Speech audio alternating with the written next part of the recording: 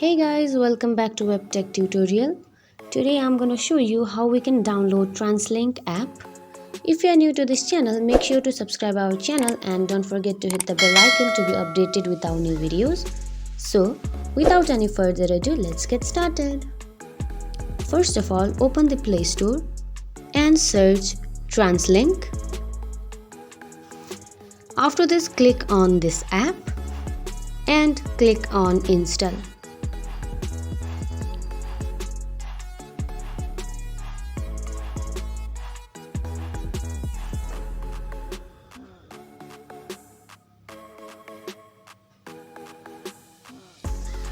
Now your app is downloaded. Hope you find this video helpful.